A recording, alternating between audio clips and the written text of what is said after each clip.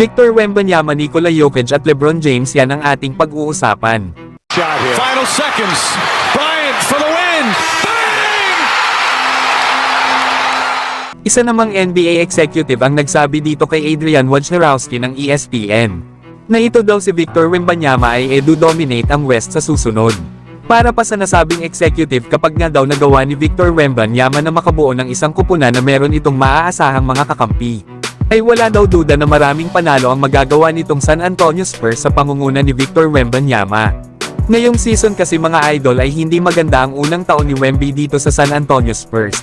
Nagtapos lang kasi ang kanilang kupunan sa regular season bilang pang-14 sa West na may record na 22 wins at 60 losses. Kaya naman pagkakataon na ng San Antonio Spurs na baguhin ang kanilang roster ngayong summer. At kumuha nga sila ng mahuhusay na role players o di naman kaya ay kumuha sila ng isang star player na makakasama nitong si Victor Wembanyama next season. Lalo at itong si Wemby ay nag-a-average ng 21 points, 10 rebounds at 3 blocks per game. Pangalawa nga rin si Victor Wembanyama sa likod ni Rudy Gobert bilang Defensive Player of the Year. At siya rin ang nanalo bilang Rookie of the Year ngayong 2024.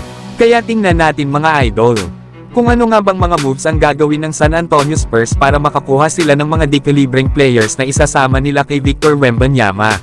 Samantalang Nikola Jokic, sinabi naman na okay lang daw sa kanya ang naging pagkatalo nila sa Minnesota Timberwolves sa Game 6, na kung saan ay tinambakan sila ng 45 points sa score na 115-70. Ayon pa kay Nikola Jokic ay aminado nga ito, na mas mahusay nga daw kanina ang Minnesota Timberwolves sa bawat quarter sa kanilang laban.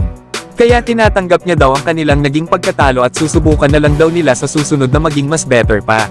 Kaya kung natalo nga daw sila ng may 45 points na kalamangan ay hindi na nga daw ito iba. Nangyayari nga daw ito araw-araw kaya dapat daw itong tanggapin at okay lang daw ito kay Nikola Jokic.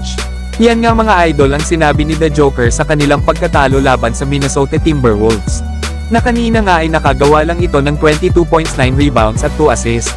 Na meron naman itong 9 out of 19 sa field.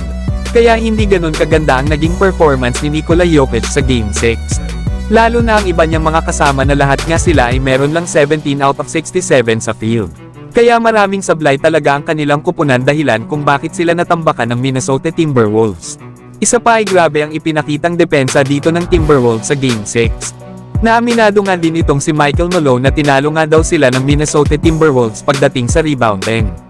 Lalo at meron 62 total rebounds ang Minnesota Timberwolves kanina habang 43 total rebounds lang para sa Denver Nuggets. At sa 12 turnovers nga daw ng Denver kanina ay galing dito ang 19 points na nagawa ng Minnesota. Kaya dominated daw talaga ng Minnesota Timberwolves ang paint kanina. Natingnan nga natin sa Game 6 mga idol kung anong adjustment ang gagawin ng Denver Nuggets. Samantalang mga Lakers fans nalilito naman dahil nakita nila itong sila LeBron James at Rob Pelinka na magkasama sa draft combine. Kaya naman marami ang mga Lakers fans ang natutuwa lalo at sa palagay nila ay gusto talaga ng Lakers na i-draft itong si Bronny James. Sa ngayon kasi ay merong 2 picks ang Lakers sa 2024 NBA Draft. At ito nga ay ang number 17 at 55 overall pick. Kaya naman ay umaasa itong mga Lakers fans na kukunin ng Lakers itong si Bronny James kahit sa second round bilang pang 55 overall pick. Na isa nga rin ito sa magiging dahilan kung bakit babalik si LeBron James ng Los Angeles Lakers pag nagkataon. Na kanina nga sa pangalawang scrimmage ni Bronny James sa NBA Draft Combine, ay impressive ang ipinapakita dito ng anak ni LeBron James, na sa kanyang 23 minutes of playing time ay gumawa ito ng 13 points na may 2 assists.